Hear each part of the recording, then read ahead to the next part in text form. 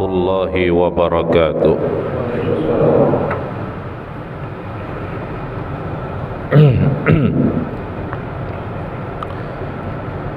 Alhamdulillah, alhamdulillahilladzi nahmaduhu wa nasta'inuhu wa nastaghfiruh wa na'udzu billahi min syururi anfusina wa min sayyiati a'malina. May yahdihillahu fala mudilla lahu wa may yudlilhu fala hadiya lahu.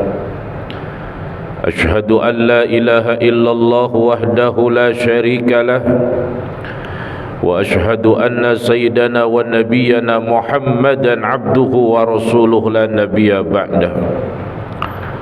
Allahumma salli wa sallim wa barik ala sayyidina Muhammad wa ala alihi wa sahbihi wa man tabi'ahu huda ila yaumil ma'ad. Amma ba'du. Faya ibadallah, usikum wa nafsi wa iyaya bitaqwallah faqad fazal muttaqun. Faqala Allah ta'ala fi kitabihil mubin wa huwa asdaqul qailin. A'udzu billahi minasy syaithanir rajim. Bismillahirrahmanirrahim. Ya ayyuhalladzina amanu taqullaha wal tanzur nafsum ma qaddamat lighad wattaqullaha innallaha khabirum bima ta'malun. Wa qala innamal mu'minuna ikhwatun fa aslihu baina akhawaykum wattaqullaha. Al-ayah. Segenap hadirin kaum muslimin sidang salat Jumat yang insyaallah dimuliakan Allah Subhanahu wa taala.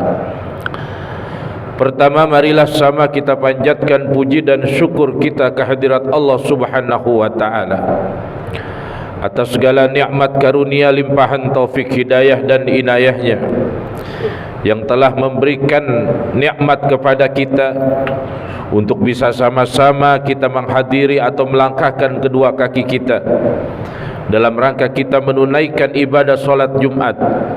Mudah-mudahan segala amal ibadah kita pada hari ini Allah terima dan segala dosa semoga Allah ampuni dan Allah memberikan keberkahan kepada kita fid dini wad dunya wal akhirah. Salawat dan salam sekaligus kita haturkan kepada paduka alam Sayyidul Mawjud Nabi besar Muhammad sallallahu alaihi wasallam yang dengan syafaatnya kita harapkan dan kita nantikan. Semoga dengan salawat yang kita baca kepada Rasulullah sebagai tanda mahabbah dan cinta kita, semoga kelak di hari kiamat kita mendapatkan syafaat al-uzma dengan syafaatnya baginda Rasulullah sallallahu alaihi wasallam. Hadirin yang berbahagia sidang salat Jumat rahimakumullah. Pertama, melalui mimbar yang mulia ini Al-Fakir menyampaikan dan berwasiat kepada para hadirin sekalian agar marilah senantiasa terus kita meningkatkan kualitas iman dan takwa kita kepada Allah Subhanahu wa taala dengan selalu menjalankan perintah Allah dan menjauhkan segala larangannya. Imtizalu awamirihi wajtinabun nawahi. Fa insyaallah hanya dengan keimanan dan ketakwaan hidup kita bisa selamat dari dunia sampai nanti ke surganya Allah. Kalau tidak bawa iman dan takwa, maka kita tidak akan mampu bisa menghadapi perjalanan yang sangat panjang setelah nanti yang disebut dengan yaumal qiyamah. Di situ adalah di mana manusia akan dihisab, manusia akan diperhitungkan segala amal perbuatannya, dan proses itu adalah proses yang paling menakutkan bagi setiap manusia. Oleh karena itu, dengan iman dan takwa yang kita perkuat dan kita bawa dari alam dunia, dengan amal ibadah, insya Allah Allah pun akan memberikan kemudahan kepada kita untuk masuk sama-sama ke dalam surganya Allah Subhanahu wa ta'ala. Yang kedua, hadirin rahimakumullah, melihat kondisi dunia ini yang sedang tidak baik-baik saja, terjadi pertumpahan darah di mana-mana, belum selesai yang namanya perang antara Rusia dan Ukraina, Muncul lagi 1 bulan terakhir kita dikejutkan dengan yang namanya genosida yang terjadi di Gaza yang menimpa saudara-saudara kita.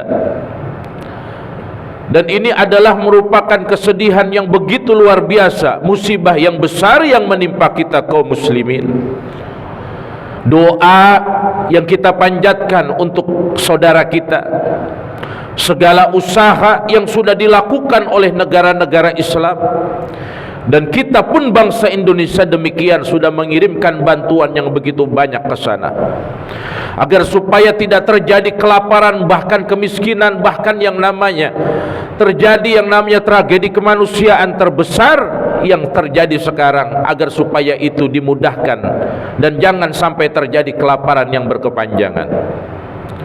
Semoga Allah Subhanahu wa taala memberikan kekuatan kepada saudara kita kaum muslimin yang ada di jalur Gaza, dan orang-orang yang mati dalam medan pertempuran ataupun mereka yang tidak berdosa lalu terkena dengan serangan Zionis yang membabi buta. Semoga Allah Subhanahu wa taala menempatkan saudara-saudara kita yang sudah meninggal dunia dan tergolong orang-orang yang disebut dengan min akhlil khair, yang kelak mereka akan dimasukkan ke dalam surganya Allah Subhanahu wa taala.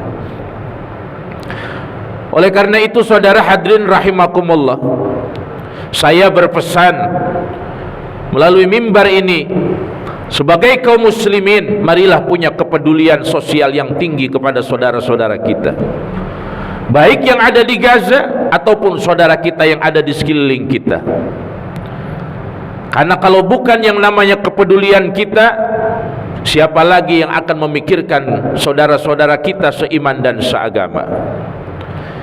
Nabi ibaratkan kita ini bagaikan bangunan yang disebut dengan al-muslimuna wal muslimina kal bunyani yashuddu ba'duhum ba'dha, yang kita diperintahkan oleh Nabi untuk saling menguatkan, ibarat bangunan, tiang yang satu dengan tiang yang lain, pondasi yang satu dengan pondasi yang lain. Karena ujian umat Islam ke depan ini jauh lebih berat, Pak. Bagaimana tantangan global dunia modernisasi sekarang yang terjadi pergeseran nilai-nilai kemanusiaan, bahkan nilai-nilai agama. Banyak orang Islam yang sekarang sudah tidak peduli dengan hal-hal yang demikian. Apa yang terjadi sekarang, kita lihat bagaimana kebobrokan yang namanya akhlak manusia. Orang hanya pandai bicara agama tapi tidak mampu mengamalkan apa yang sudah diajarkan oleh agama. Orang hanya pandai menyatakan ana muslim, saya Islam, tapi berapa banyak orang yang di mulutnya saja menyatakan demikian, tapi perintah Allah mereka tidak laksanakan dan mereka tidak tunaikan. Makanya setiap khutbah Jumat disampaikan, kenapa si khotib itu menjadi rukun untuk berpesan kepada para jamaahnya, para hadirinnya, untuk menguatkan iman dan Islamnya. Karena itu adalah pondasi keselamatan bagi kita kaum muslimin yang akan mengalami hidup jauh lebih panjang daripada kita hidup di alam dunia. Sejarah yang telah berlalu banyak, saudara. Kita ini orang Islam harus benar-benar bersatu, menjaga ukhuwah Islamiyah, wa'tasimu bihablillah jami'an wa la tafarraqu. Musuh kita bukan hanya yang kelihatan, yang tidak kelihatan juga banyak. Umat Islam ini bagaikan yang namanya daging ataupun apa namanya ikan yang siap diterka, dimakan oleh serigala, baik dari depan, dari kanan, dari kiri, bahkan dari belakang. Sebagai bangsa yang besar, kita ini bangsa besar, kaum muslimin terbesar, Pak, di dunia. Kalau kita lihat Arab Saudi, jauh dengan kita jumlahnya kaum muslimin yang ada. Dari 280 juta jiwa, kita termasuk negara yang paling besar umat Islamnya. Maka kita menjadi barometer dunia. Bukan yang namanya negara Timur Tengah, tapi kedamaian Islam itu barometernya adalah Indonesia. Beberapa waktu yang lalu saya melakukan safari perjalanan wisata ziarah ke negara-negara Timur Tengah. Saya ke Mesir, melihat bagaimana yang namanya Mesir, negara yang dikenal dengan 1001 menara. Peradaban Islam dulu pernah berjaya di sana. Ulama-ulama besar yang muncul di sana dengan kitab-kitabnya yang luar biasa. Yang kita kenal bagaimana Muhammad bin Idris Asy-Syafi'i atau Imam Syafi'i, atau yang kita kenal pengarang kitab Fathul Bari Al-Imam Ibnu Hajar Al-Asqalani. Kita kenal yang namanya pengarang kitab Al-Hikam Al-Imam Ibnu Athaillah As-Sakandari, dan seluruh ulama-ulama besar. Bahkan seorang ahli tafsir yang kita kenal dengan karangan kitab Tafsirul Jalalain, Al-Imam Jalaluddin As-Suyuti pun sama berada di Mesir. Tapi apa yang terjadi, saudara? Ketika yang namanya Mesir mengalami revolusi, terjadi yang namanya perpindahan dan pergeseran kekuasaan, benturan antara rakyat dengan rakyat, masyarakat dengan masyarakat. Sekarang Mesir itu menjadi negara yang mata uangnya jauh lebih tinggi Indonesia daripada mereka. Setelah itu saya berangkat lagi ke daerah Baghdad, Irak, yang kita kenal negara yang dulu menjadi negara powernya Timur Tengah. Ketika terjadi pelengseran Saddam Hussein di tahun 2001 sampai 2003, tidak berhenti konflik yang berkepanjangan. Muncul lagi yang namanya pertarungan antara Sunni dan Syiah, dua kelompok besar yang ada di Timur Tengah. Yang satu berpaham aswaja Ahlus Sunnah wal Jamaah yang kita kenal adalah Sunni. Yang kedua kelompok besar ya, yang disebut dengan Syiah, pengikut Ahlul Bait, yang menjadi kekuatan besar di Timur Tengah. Mereka pernah berbenturan dan perang saudara, saudara-saudara. Ditambah lagi datangnya satu kelompok teroris besar yang kita sebut dengan ISIS, memporak-porandakan kekuatan, memporak-porandakan kaum muslimin yang ada di sana. Dan sampai sekarang hanya terlihat bagaimana kejayaan bangunan Irak di masa lampau, dan sekarang runtuh ekonominya karena kehancuran bangsanya yang dilakukan oleh masyarakatnya, yang terjadi benturan satu sama lainnya, yang sekarang kita saksikan sejarah itu pernah terjadi. Kita jangan sampai demikian. Sekarang pun demikian mengkhawatirkan Yaman, saudara. Antara yang namanya pasukan Houthi dan pasukan Republik Rakyat Yaman yang belum berhenti perangnya sampai sekarang. Bagaimana kita hidup di keadaan konflik? Yang mau cari duit saja, mau cari rezeki, mau kerja, mau usaha, kita susah. Makanya bersyukur kita sebagai rakyat Indonesia, sebagai bangsa yang besar dengan bahasa yang bermacam-macam, suku yang beraneka ragam, agama yang begitu banyak ada di Indonesia. Kita disatukan dengan bahasa Bhinneka Tunggal Ika, yang dasar hukum kita adalah Undang-Undang Dasar 1945, yang kemudian diberikan kekuatan dari Pancasila. Dan kita sekarang menjadi negara yang rukun, negara yang harmonis, negara yang bersatu. Dan jangan sampai terpecah belah, saudara-saudara. Apalagi sekarang masuk yang namanya tahun politik, tahun pilpres, tahun pileg. Saudara boleh beda pilihan, karena yang namanya setiap hati nurani manusia itu berbeda. Siapa yang Anda jagokan, monggo silakan. Siapa yang Anda percaya, monggo silakan. Siapa yang Anda ingin dukung, monggo silakan. Tapi pada akhirnya siapapun nanti yang menjadi pemimpin negeri ini, dia adalah merupakan pilihan rakyat yang harus kita jaga keutuhan bangsa negara Indonesia, agar supaya tidak menjadi bangsa seperti Timur Tengah, saudara-saudara. Saya sampaikan pesan ini di mana-mana, sebab rentan akan terjadi yang namanya perselisihan panjang. Apalagi sekarang zaman yang namanya medsos. Orang bisa lihat handphone setiap jam, setiap detik, setiap menit. Berita-berita yang muncul, apalagi masuk di grup WhatsApp. Kadang-kadang berita kapan tahu, zaman mana tahu, kejadian kapan tahu, diedit sedemikian rupa, seolah-olah ini menjadi ancaman yang luar biasa. Kalau kita nggak pandai-pandai melihat berita itu, gampang kita terprovokasi, lalu kemudian kita emosi, menyalahkan yang satu, mengkafirkan yang satu. Subhanallah, haula wala quwata illa billah. Sekarang ini kan banyak, Pak, Orang begitu gampang mengkafirkan orang. Berbeda pandangan politik lalu mengkafirkan orang. Percis dulu di zaman ketika masa sahabat ada kelompok-kelompok yang disebut dengan Khawarij. Apa itu Khawarij? Orang yang tidak senang dengan kekhalifahan di masa para sahabat, dan orang yang benci dengan keluarga Nabi.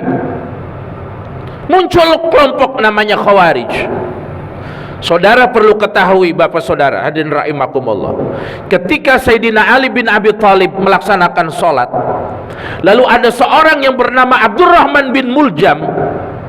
Dia seorang hafizul Quran, orang yang hafal Quran, Pak. Ibadahnya luar biasa, tapi karena tidak cocok dengan pendapatnya Sayyidina Ali bin Abi Thalib, ketika Ali bin Abi Thalib melaksanakan sholat, dia bunuh Ali bin Abi Thalib, dia tusuk Ali bin Abi Thalib, dia hunus Ali bin Abi Thalib dengan pedangnya. Yang membunuh Ali bin Abi Thalib adalah Abdurrahman bin Muljam. Cuma gara-gara nggak sependapat dengan pendapat Ali bin Abi Thalib. Padahal itu adalah sepupunya baginda Rasulullah Sayyidina Ali, menantunya Rasulullah Sayyidina Ali, dan orang yang paling dicintai Rasulullah di antara pas sahabat yang lain. Dibunuh oleh orang Islam juga, Pak, yang beda pendapat, yang beda pemikiran. Jangan sampai itu terjadi di tengah-tengah kita kaum muslimin. Jaga kita punya lisan. Saya pernah datang di sebuah makam sahabat, berkunjung ke sana, yang bernama sahabat Uqbah bin Amir. Ketika sahabat Uqbah bin Amir, di situ ada sebuah prasasti. Prasasti itu bukan perkataan siapa-siapa, melainkan perkataan baginda Rasulullah SAW. Ketika Sayyidina Uqbah bin Amir bertanya, "Ya Rasulullah, man najat?" Ya Rasul, apa sih yang dinamakan keselamatan? Apa itu yang namanya keselamatan ya Rasulullah? Qala Rasulullah sallallahu alaihi wasallam. Lalu kemudian Nabi menjawab pertanyaan Sayyidina Uqbah bin Amir. Apa kata Rasulullah? Ihfadlis amsik lisanaka. Yang namanya keselamatan itu adalah orang yang mampu dan orang yang pandai menjaga lisannya. Wala tantik illa bi khair. Dia tidak pernah mengucapkan sesuatu kecuali kalimat yang baik yang keluar dari lisannya. Itu adalah orang yang selamat.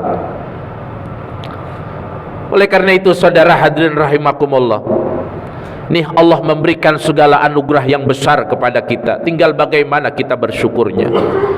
Dari Sabang sampai Merauke, dari Aceh sampai ke ujung Papua. Negara ini luar biasa besarnya, Pak, dengan segala macam kekayaan yang Allah berikan. Harus kita jaga, harus kita rawat, harus kita pelihara, harus kita nikmati bersama. Dan ini merupakan suatu nikmat yang Allah tidak berikan kepada bangsa-bangsa yang lain. Dan summa alhamdulillah, kita mengucap segala puji bagi Allah yang telah memberikan rahmat kepada kita sebagai bangsa yang besar dan umat Islam terbesar di dunia. Marilah kita menjaga ukhuwah Islamiyah, persaudaraan kita jaga. Berbeda pilihan silahkan, tapi jangan sampai kita saling gontok-gontokan. Berbedaan pendapat dalam segala hal itu hal biasa, tapi jangan sampai memecah persaudaraan kita. Karena kembali pada titiknya, orang Islam dengan orang Islam yang lain semua adalah saudara. Yang kata Nabi bagaikan bangunan yang saling menguatkan satu sisi dengan sisi yang lainnya. Dan insya Allah kalau ini kita jaga kerukunan kita sampai dengan terus menerus, insya Allah Indonesia ini menjadi negara besar yang mayoritas muslim terbesar dan menjadi tolak ukur perdamaian dunia. Bukan hanya untuk tolak ukur Timur Tengah, tapi seluruh dunia akan melihat kita. Marilah sama-sama saudara, tidak ada kekuatan yang paling dahsyat yang harus kita lakukan. Terlebih saudara-saudara kita yang sekarang sedang tertimpa musibah besar, terjadi genosida yang dilakukan oleh bangsa Zionis. Tidak lain kita hanya berdoa kepada Allah, semoga Allah memberikan balasan yang setimpal atas apa yang Israel lakukan kepada saudara-saudara kita. Karena kata Nabi, ad-du'a silahul mu'min. Doa itu adalah senjatanya kita orang beriman. Kalau kita untuk berjihad ke sana, kita pun masih punya kewajiban untuk rumah tangga kita, untuk kehidupan kita, untuk anak-anak kita rasanya tidak mungkin karena jaraknya yang begitu jauh dan prosesnya pun begitu sulit. Jangankan kita yang namanya untuk sampai ke sana, kita untuk melewati negara satu negara dengan negara yang lain, itu pun tanpa izin saudara-saudara. Tapi apa yang harus kita lakukan? Kita harus memberikan sumbangsi terbesar. Kalau kita punya harta, berikan sebagian harta kita atau sedikit harta kita untuk mendonasikan dan keperluan saudara-saudara kita yang ada di jalur Gaza. Kalau kita bisa membantu dengan doa, dan insya Allah dengan doa kita Allah memberikan pertolongan dengan caranya Allah. Banyak orang yang berkata kepada saya, Kiai, Ustadz, kenapa sih Allah nggak kirim pasukan saja seperti perang ketika zaman Rasulullah? Kenapa sih Allah nggak nolong orang-orang Palestina seperti di zaman Rasulullah Allah menolong para nabi dan para sahabat? Lalu saya jawab, kita jangan pernah kemudian bertanya tentang itu kepada Allah, karena Allah punya caranya sendiri. Dan kita jangan pernah menjas Allah lalu doa kita apakah dijawab atau tidak. Jangan. Allah kalau mau ngancarin satu kaum gampang, Pak. Dulu pernah ada yang namanya kaum Saba. Sejarah mengatakan kaum Saba itu adalah kaum yang sangat luar biasa ekonominya. Dia punya kebun anggur yang begitu luas, ekonominya makmur karena dia punya pengairan yang luar biasa. Dia bikin bendungan yang namanya bendungan Ma'arib di masanya. Dengan kebanggaan mereka punya ekonominya yang begitu luar biasa, anugerah pohon yang begitu subur, anggurnya yang begitu manis. Tapi ketika ada seorang Rasul berdakwah kepada mereka agar supaya mereka beriman, apa yang Allah sudah berikan itu adalah pemberian dari Allah. Tapi apa kata kaum Saba? Ini tidak ada campur tangan Tuhan kepada kami. Ini hasil kerja keras kami. Ini hasil apa yang kami lakukan sehingga kami bisa menikmati apa yang sudah kami rasakan. Kami tidak akan beriman dan kami tidak akan mempercayai Tuhan. Artinya apa saudara? Ketika mereka ingkar terhadap nikmat Allah, lalu Allah membinasakan kaum Saba, mengirim yang namanya satu hal penyakit. Akhirnya mereka mati. Kemudian bendungan yang mereka banggakan, mereka pun bendungan itu kemudian jebol. Kebun anggur yang mereka banggakan seketika itu kering kerontang dan mereka pun tidak punya apa-apa. Itu cara Allah. Makanya jangan pernah kita berpikir, wah kenapa sih Allah kemudian gak nolong saudara-saudara kita? Sabar saudara, Allah punya cara yang lain. Kalau ketika itu menimpa kepada saudara kita orang-orang Palestina, kaum muslimin Palestina, itu adalah merupakan ujian terberat buat mereka. Sekalipun mereka meninggal, insya Allah mereka min ahlil khair. Sekalipun mereka terusir, insya Allah mereka orang-orang yang akan dipilih oleh Allah kelak di hari kiamat.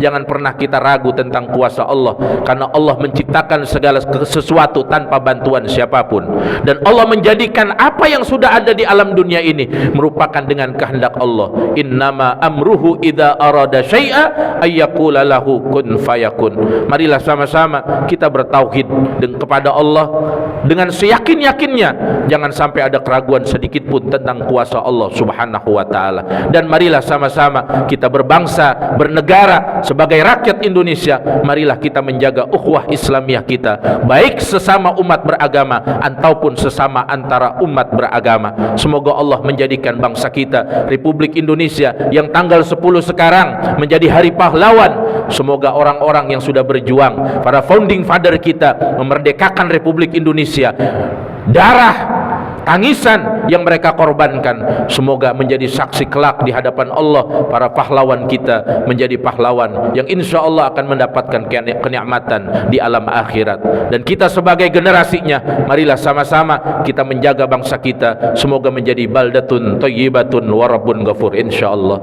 Barakallahu li wa lakum fil Qur'anil azim wa nafa'ani wa iyyakum bima fihi minal ayati wa dzikril hakim. Aqulu qawli hadza li wa lakum wa lisairil muslimina wal muslimat wal mu'minina wal mu'minat fastaghfiruh innahu huwal ghafurur rahim.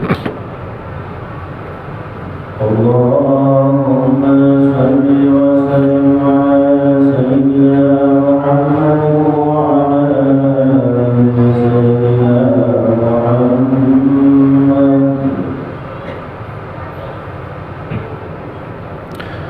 Alhamdulillah الحمد لله الذي جعلنا من عباده المؤمنين أشهد أن لا إله إلا الله الملك الحق المبين وأشهد أن سيدنا ونبينا محمدا عبده ورسوله الصادق الوعد الأمين اللهم صل وسلم على سيدنا محمد وعلى آله وصحبه ومن تبعه هدى إلى يوم الدين أما بعد فيا عباد الله أوصيكم ونفسي وإياي بتقوى الله فقد فاز من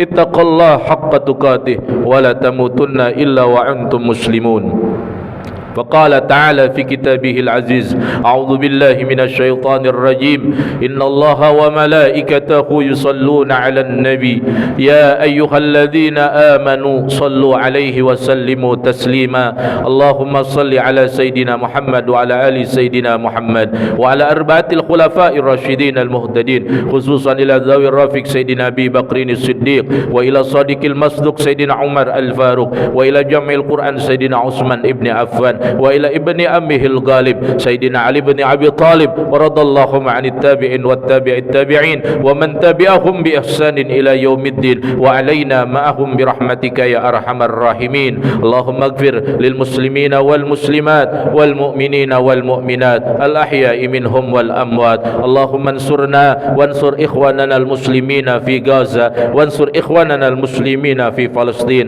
اللهم اجعل هذا جمعنا وجمعهم جمعا مرحوما وتفرقنا من من بعدهم تفرقا معصوما برحمتك يا أرحم الراحمين ربنا تقبل منا إنك أنت السميع العليم فتب علينا إنك أنت التواب الرحيم ربنا أفرج علينا الصبر وثبت أقدامنا وانصرنا على القوم الكافرين ربنا آتنا في الدنيا حسنة وفي الآخرة حسنة وقنا عذاب النار والحمد لله رب العالمين عباد الله إن الله يأمر بالعدل والإحسان وإيتاء ذي القربى وينهى عن الفحشاء والمنكر والبغي يعظكم لعلكم تذكرون فاشكروا على نعمه يزدكم واذكروا من فضله يعطيكم ولذكر الله أكبر والله يعلم ما تصنعون